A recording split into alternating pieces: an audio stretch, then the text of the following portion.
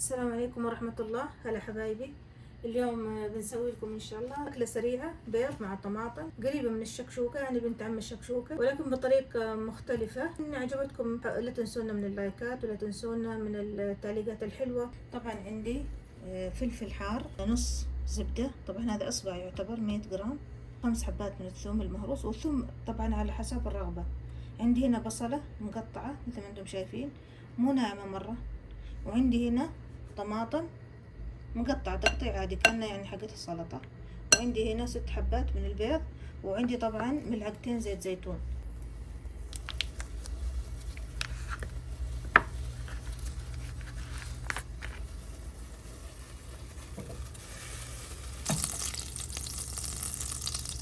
الحين ننزل البصل،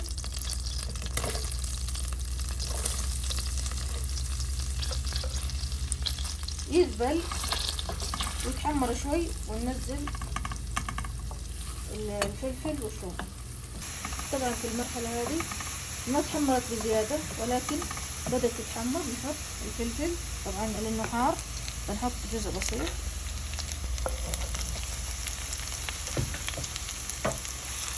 صراحة ما أقول لكم على الريحة، الفلفل مع الثوم مزيد من الريحة الجميلة.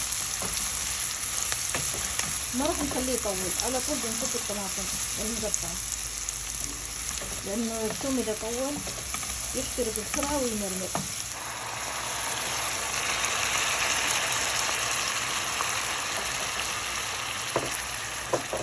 نقلب شوي ونغطيه 5 دقايق، نكشف عليه ونرجع نهرس الطماطم بهالشكل. بعدين نقفل ونرجع نهرس الطماطم لين تنهرس، وبعدين نبدأ نحط البيض. الحين نسكر عليه.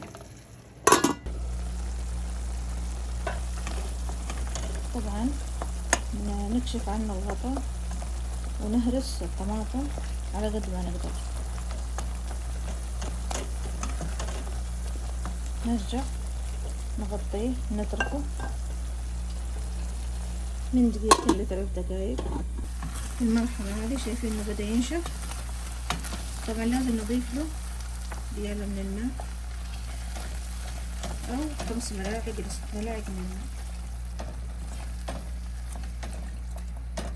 الحين نفقش البيض.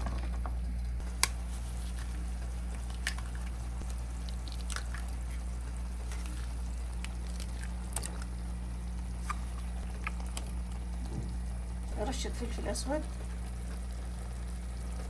للي يحبه طبعا،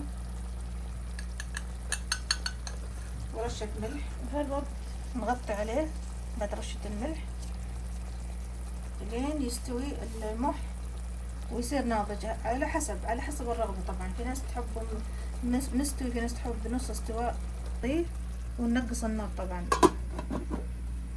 وهذا شكلها حبايبي بعد ما استوت.